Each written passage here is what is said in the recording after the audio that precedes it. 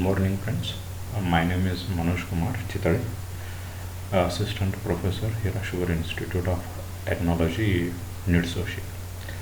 In the last session, we people have gone through the data link control, where we people have studied what exactly mean by framing. We people have gone through why framing is necessary, as well as we people have studied uh, a character oriented framing, bit oriented framing, as well as we people have gone through what exactly mean by a flow control, error control, and we people have gone through two protocols. One is a simplest protocol, another one is a stop and wait protocol. When it comes to the simplest protocol, we people are assuming that we people are using the ideal channel, that is a noiseless channel. Apart from that, we people assume that the destination or receiver receives that content uh, uh, immediately and sends that information to the upper layer. Okay, with that assumption, we people are trying to implement that simplest protocol. Okay, we send the frames over a link, and the destination receives that information and immediately forwards it to the above layer. In that case, we people don't need any other mechanism here, because as we people are using the noiseless channel, the receiver receives these frames properly here. When it comes to stop and wait protocol, we people introduce that flow control mechanism. That is, whenever the receiver is communicating with multiple stations, on that case we have a limited buffer. That is, a station has a limited buffer. Suppose if you start transmitting the information at the higher rate, on that case it starts that is, once the limit is reached, it starts discarding the incoming packets. Just to overcome, what we people are doing, we just introduce that flow control mechanism. In the sense, the station has to send out one packet at a time, and it has to wait for the acknowledgement from the receiver. Even in this case also, we people are assuming that we have a ideal channel. In the sense, the channel works properly, there is no error here. Okay, for that purpose, we people are not at all interested in the error control mechanism in this case.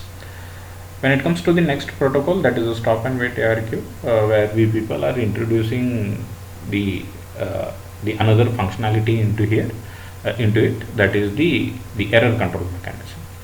By looking at that, when it comes to the noisy channels, whenever we send some sort of information, your information becomes the correct one. Sometimes the packet may not reach the receiver. On that case, we need to take some sort of measures just to overcome these packet losses, the corrupt packets ones. In that case, we people are implementing that the error control mechanism also. But when it comes to the efficiency, we people have gone through one particular example in the last session, that is the utilization factor. When it comes to the stop and wait ARQ, we people are just sending a one packet, and we people are waiting for the acknowledgement, whereas we have the bandwidth into delay product. Those many bits should and must be present over that link at any point in time. But here we people are transmitting small amount of information in a single packet, and we start waiting for the acknowledgement here. Okay, in this particular session, we people are going to discuss the HDLC, that is a high level data link control. It is a bit oriented protocol for a communication over a point to point links or a multi-point link. And in this case, this HDLC implements stop and wait ARQ. Okay. In this section, we people are going to discuss the configuration and the transfer modes, the different types of frames that are provided by this HDLC and the control field. The HDLC provides two common transfer modes. Okay, the first one is the normal response mode. In a normal response mode, the station configuration is a unbalanced one. Here we have one primary station and multiple secondary stations we have. Here the primary station sends the command, whereas the secondary station sends the response messages. The second transfer mode, that is asynchronous balanced mode here. In this configuration, we have a dedicated point-to-point connectivity, where the station configuration is a balanced one. In the sense, a station can act as a primary station as well as the secondary station. Okay, it is a asynchronous balanced mode. Okay, here the configuration is a balanced one.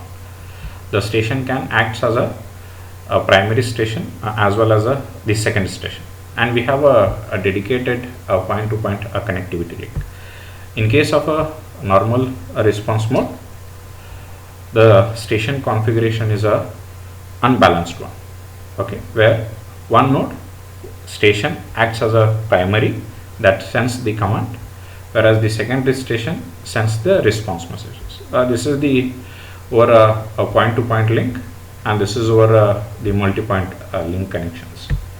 In case of a asynchronous balanced mode, we have a dedicated point-to-point link, and the station acts as a primary station as well as the secondary station. Okay, where the stations are sending the commands as well as responses here.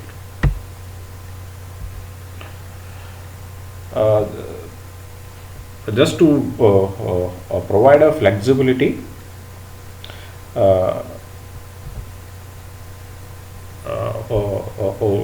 that the HDLC able to work properly in all these modes, the HDLC defines three different types of frames here. The first one, we have a I frame, that is an information frame. Second one, supervisory frame. The third one is a U frame. The information frames, that I frames, that are used to carry the information or other information, that is a user data and other information. When it comes to the S frames, the S frame that are used to carry the control information, control data we can say. U frames, that is unnumbered frames that are used to carry the information that is related to the management, that is a system management. Here the HDLC frames that consist of 6 fields here. The first one, we have a flag, the address field, the control field, the user information, the frame check sequence, and the flag. This flag defines the beginning and the end of a frame. Okay, as in the previous session we people have gone through it. That is, we need some delimiter, so that that can be used to define the end of a frame as well as the beginning of the next one. Here, even in this case also, we need these flags here.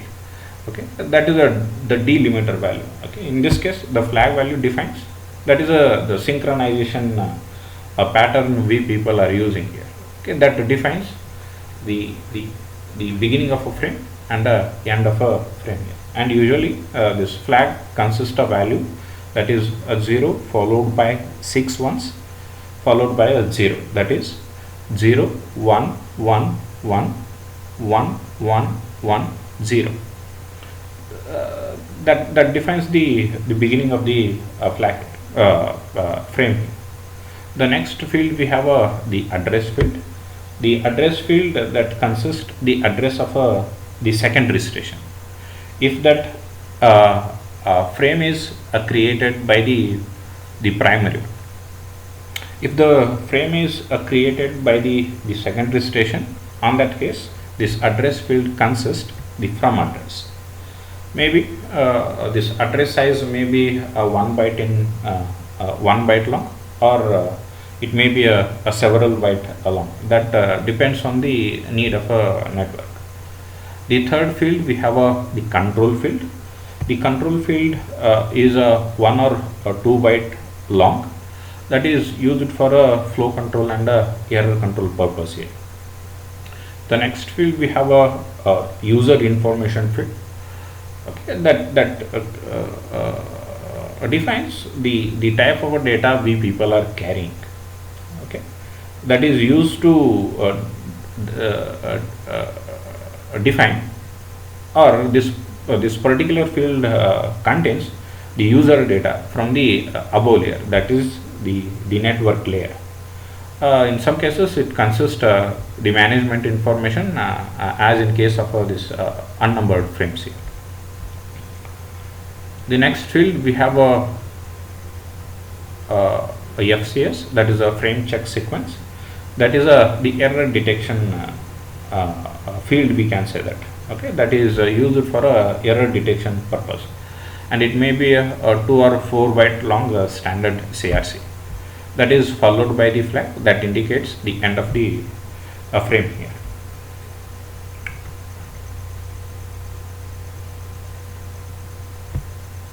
The HDLC defines three different types of frames here. The first one is a I frame, that is information frame. The second one is a S frame, supervisory frame. The third one is a U frames, that is unnumbered frame. I frame carries the user data and other information. The S frame carries the control information that transports the control information. The U frame carries the management information, that is the control information that is associated with the system management.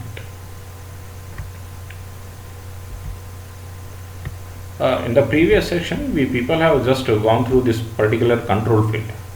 Okay, that is a 1 or 2 byte in long, and that is used for a flow control as well as the error control mechanism.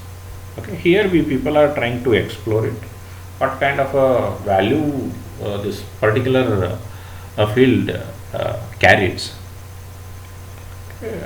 The first bit here, when if the first bit is a 0, that indicates that it is the I frame, that is the information frame. If the first 2 bits are set to 1 0, that indicates it is a S frame. If the first 2 bits are set to 1 1, on that case that can be identified as a unnumbered frame. The control field, we have a 1 byte long control field information here. We have the first bit is set to 0 here when it comes to the information frame.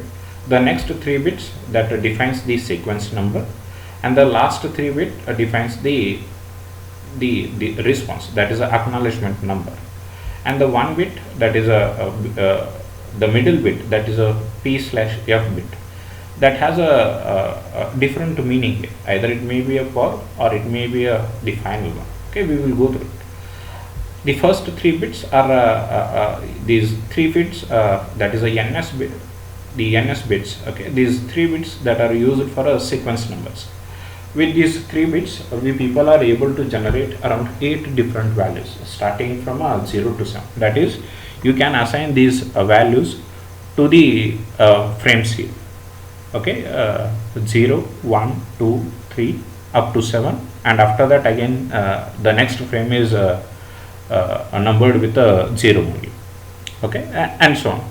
And the last 3 bits that are used for the acknowledgement purpose.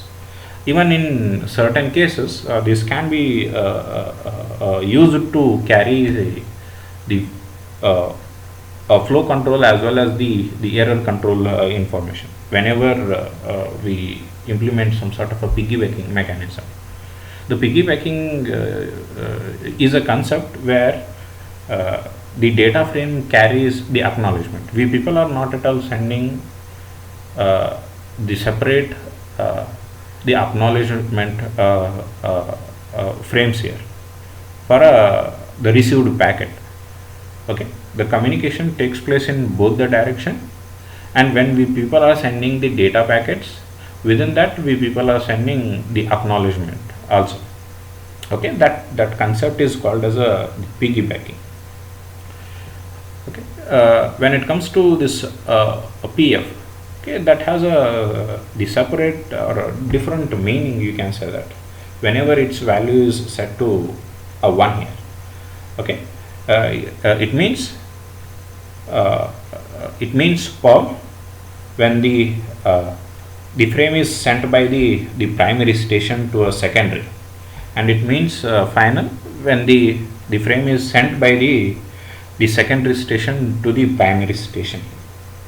The next, when it comes to the supervisory frames, the first 2 bits are set to 1 0, and the next 2 bits are that defines the code value, and the last 3 bits are used to define the acknowledgements. Okay, and we people are using these supervisory frames whenever the flow control mechanism and the error control mechanism is inappropriate. Okay, maybe we people are using a piggybacking mechanism where this sending some sort of that iframe carries or a data frame usually carries the acknowledgement along with the data, and we people are using these supervisory frames that are used to support flow control as well as the error control mechanism whenever this piggybacking is not at all inappropriate one. Okay, here the first 2 bit is set to 1 0, the next 2 bits defines the code value, and the next the last 3 bit define the acknowledgement number. Okay, and with these 2 bits we people are generating around 4 different values, that is 0 0, 0 1, 1 0 and 1 1. That defines 4 different types of S frames. Okay, here we people are having 4 different types of S frames. That is the first one, that is the RR, that is a receive ready. If this code field consists 0 0, on that case we can say that it is a receive ready S frame. Okay, and this particular packet or this particular frame that acknowledges the receipt of a sound frames at the receiver, that is safe and sound frames at the receiver, and this the NR field consists the acknowledgement number. The second one, we have a receive not ready, that is when this code field consists of 1 0, on that case we can say that it is a receive not ready S frame. Okay, that particular frame is used to use it for a congestion control mechanism, we can say that. Okay, whatever the frame we people are sending that acknowledges a receipt of a sound as well as a safe packet, safe and sound frame at the receiver, or a group of frames at the receiver, as well as whatever the frame we people are sending that indicates that the receiver is not ready to receive the next incoming packets. In the sense, it is informing the source or a station to reduce this transmission. Okay, in that case we can say that that particular S frame can be used as the congestion control. Okay, that can be used for the congestion control mechanism. And this NR field consists of the acknowledgement number. The third S frame, that is a reject one. If the code that consists the 0 1 value, on that case we simply call that type of a packet as the reject packet. Okay, and that can be used in a go back n ARQ. Okay, that is we people are giving some sort of information in the form of a S frame, that is the last packet is a damaged one or it is the lost one. Okay, and by looking at that S frame, the destination the source retransmit the frames here. Okay, and this NR field consists the negative acknowledgement number here. The fourth one, that is if the code value consists of the 1 1 value, on that case it is called as the selection reject. Okay, and this particular S frame is used in a selective repeat ARQ. We people are using this negative acknowledgement here as a selective reject. Okay, and this NR field simply consists of the negative acknowledgement number. When it comes to the U frames, we people are having a 5 bits here. Okay, when it comes to unnumbered frame, the first 2 bits are set to 1 1, and the fifth bit is set to is used for a PF bit. It is a PF bit, and the remaining 5 bits we have, and that can be used to generate around 32 different values. Okay, that defines separate meaning here. We people will go through those what kind of a value we people are generating and what purpose we people are using these codes here. For example, the first 2 bits is 0 0, and the next, that is the last 3 bits, are set to 0 0 1. On that case, we people are using this particular code value for setting the normal response mode. Okay, suppose if the first 2 bits are set to 1 1 and the last 3 bits are set to 1 0 0, on that case that is used for a set asynchronous balanced mode or a disconnect mode here. Okay, we people are using, suppose if all those 5 bits are set to 0 0 0 0 0, that number is used for unnumbered information.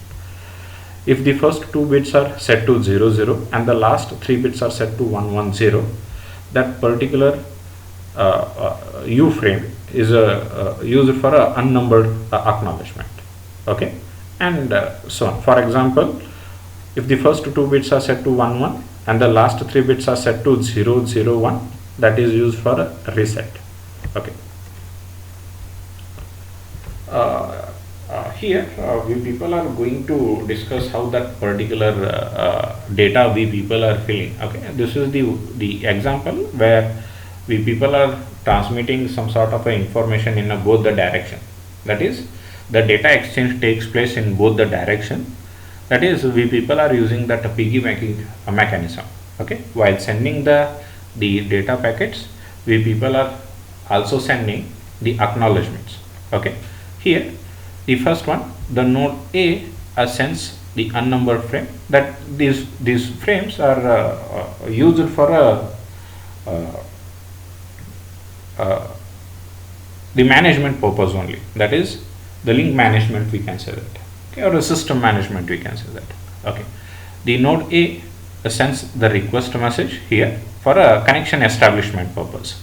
That is, set asynchronous balanced mode. Here we people are, if you look at this control field, the first 2 bits are set to 1 1, that indicates it is a S frame. The next 2 bits are set to 1 1 and the last 3 bits are set to 1 0 0, that indicates it is it is used for a setting the asynchronous balanced mode here. Okay. Once the destination node, that is node B, receives that, once the node B receives it, it sends the acknowledgement. That is, the first 2 bits are set to 1 1. It is also unnumbered frame.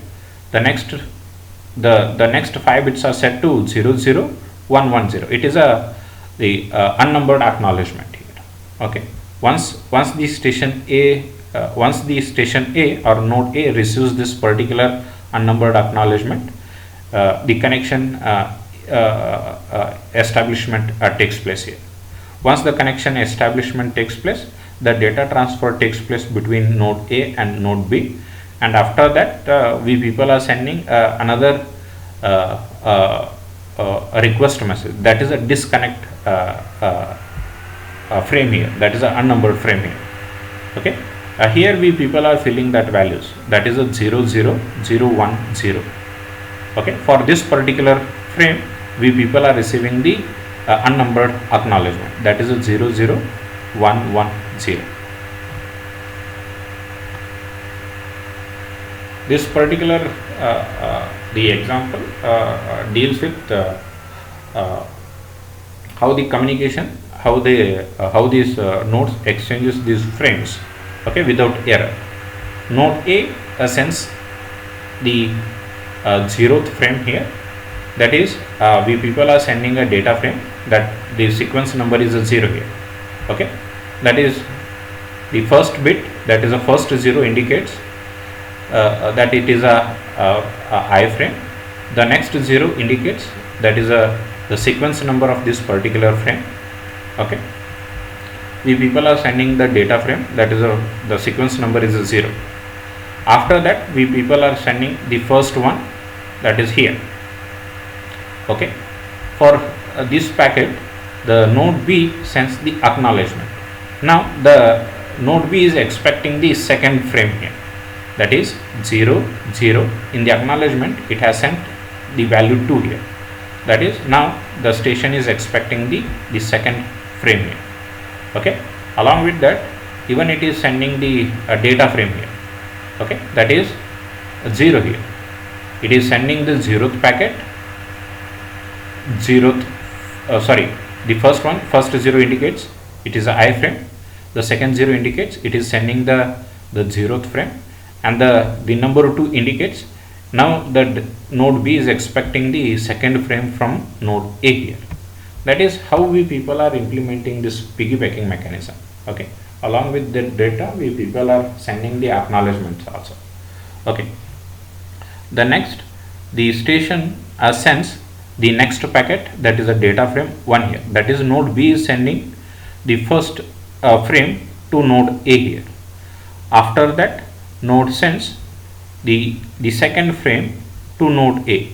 Okay, where the node B is still expecting the second frame from the station A here, whereas the station A don't have any data to transmit. It sends the supervisory frame, that is an acknowledgement frame. Okay, 1 0 indicates it is a supervisory frame. Next, receive ready. Okay, the station is ready to receive the data, whereas it sends the acknowledgement. Okay, that is 3 here. Okay, now the station A is expecting the third frame from node B here. In this particular example, the communication between, or the transport of frames between node A and node B by using this piggybacking mechanism with error here. A station B sends a 0th frame here. After that, the 0th frame is received by node A here. After that, node B sends the first frame that is lost while it is in transit. The station sends the second frame. The second frame reaches the destination, but the node A is expecting the first frame here. For that purpose, the station A sends the supervisory frame here, that is S frame. The code, the first two bits are set to 1 0, that indicates it is a supervisory frame. The next 3 bits, that is the next 2 bits, that is a reject one, okay, and the sequence number, that is this negative acknowledgement we people are sending here, that is it indicates that the destination is expecting the first packet here. By looking at this supervisory frame, the node B retransmits the first frame here. The first frame reaches the destination. After that, the node B sends the second frame to the station A. Okay, the station A or node A receives the second frame as well as the third frame here. First frame and the second frame here. Okay, for that it sends the supervisory frame, that is receive ready here, and now that indicates that and it sends the value 3 here, that indicates the previous 2 packets are received successfully. Okay, and now the station A or node A is expecting the third frame here. The next one, we have a point-to-point protocol. The HDLC is a general protocol that can be used for both point-to-point and multi-point configuration. One of the common protocol for a point-to-point access is a point-to-point protocol, that is a PPP, we can say that. A PPP is a byte-oriented protocol. Most of the time when it comes to the PPP, we people use this particular protocol so that we can connect a home computer to the server of a ISP here. The majority of the users are using some traditional modem. They are connected to the internet through the telephone line. Okay, and that provides the services of the physical layer. Okay. To control as well as manage a transfer of data, we need a point-to-point protocol at the data link layer.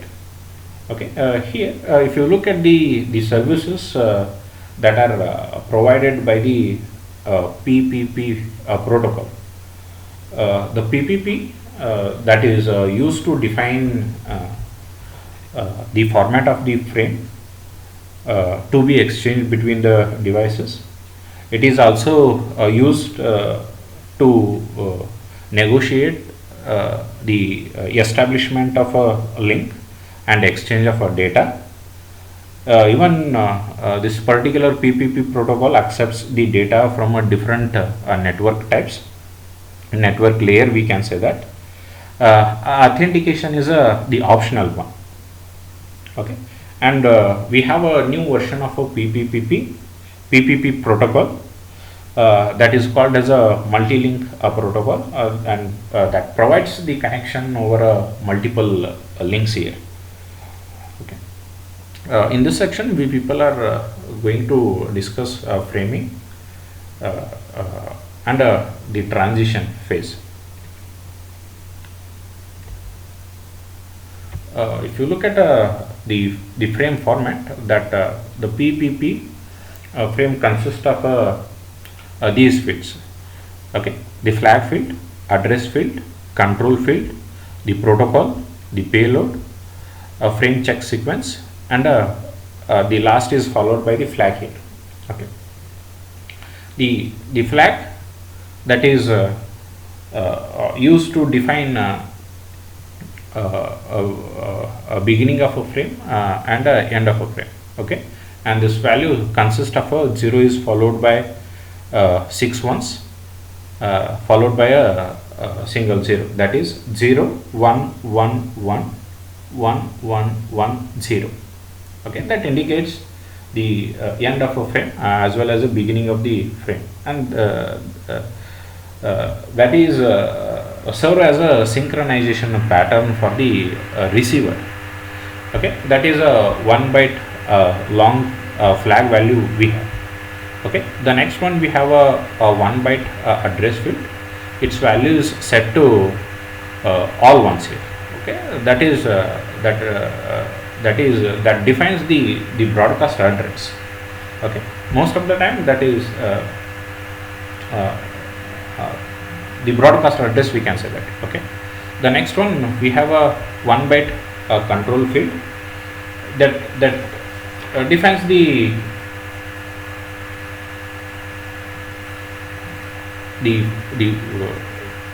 we people are not at all implementing a flow control as well as the error control mechanism in case of a PPP. Okay, this control field,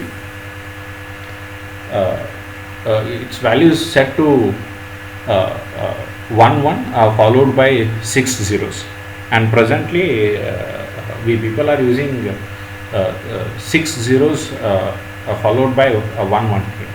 Okay, that is a 1 byte long in size. The next one we have a protocol field that is a 1 or 2 byte long protocol field we have that defines the type of a data carried in the data section. Okay, either it is a user data or other information. Okay, when it comes to this particular field, the parties can negotiate. Okay, whether to use a 1 byte protocol field or a 2 byte protocol field. Okay, the next one we have the payload, that is a variable size field we have, that is the actual data from the above layer. Okay, what the user data this particular frame carries. Okay, and usually its size is set to 1500. That is a maximum size, 1500 bytes of information, or the two parties can negotiate the payload size also. The next one we have a frame check sequence that is used for the error detection purpose only. Okay, we people are using 2 or 4 byte standard CRC here. Okay, that is the PPP is a restricted restricted to error detection only. Okay, where we people are not at all implementing flow control mechanism as well as the error control mechanism completely when it comes to the PPP protocol. Okay, this frame check sequence is followed by the flag value that indicates or defines the end of a frame here.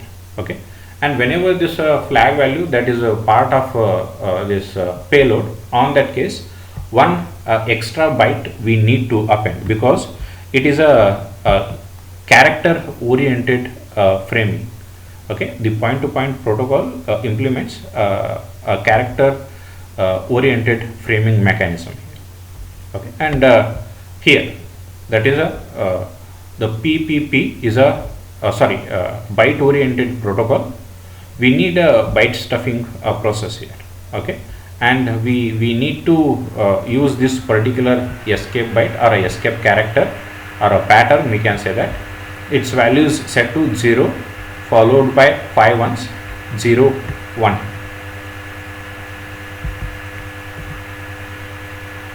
The PPP has to go through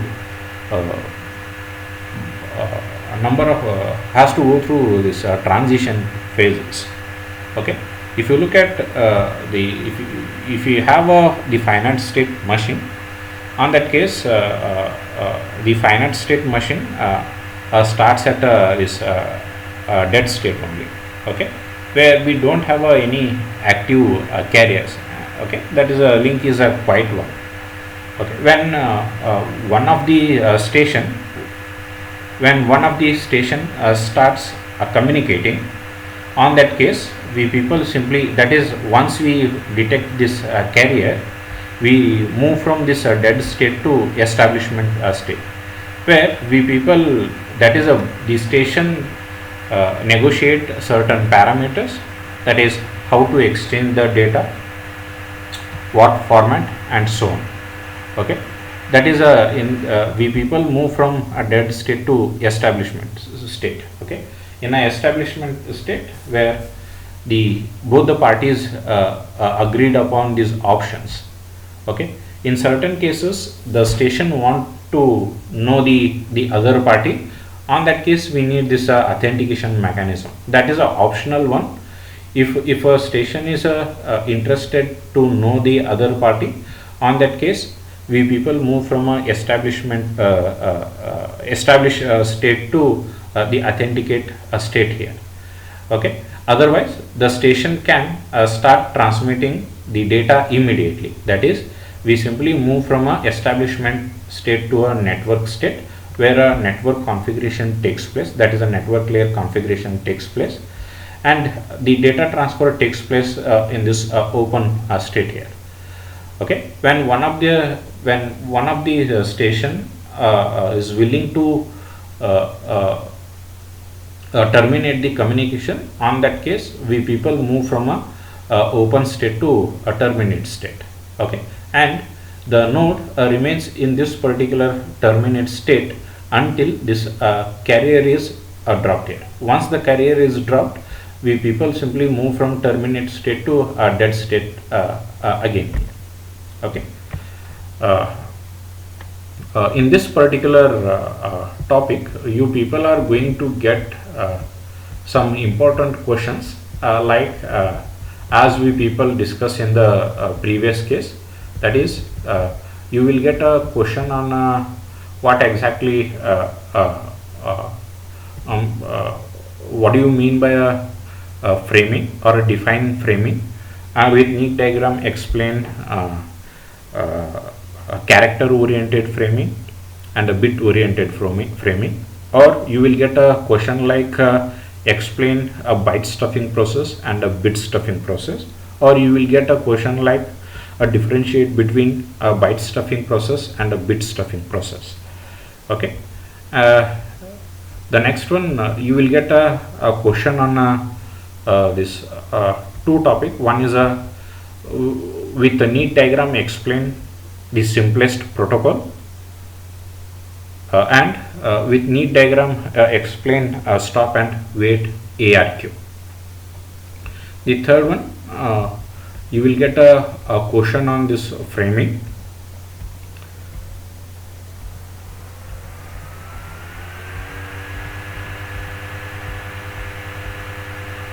That is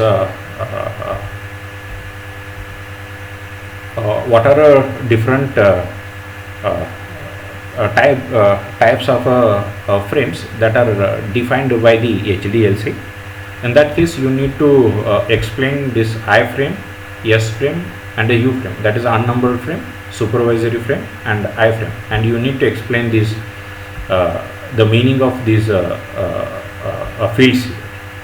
Okay, that carries around 6 to 7 marks.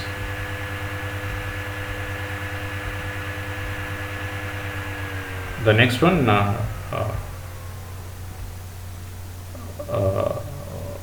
you will get a question on a point-to-point protocol frame format. You need to explain these field values. Even this particular question carries 6 marks. And after that, you will get a question on this transition phases. Okay, for 4 to 5 marks. Okay, with neat diagram explain the PPP transition phases. Okay, in the next session, we people are going to discuss the media access control protocols, that is a MAC protocols.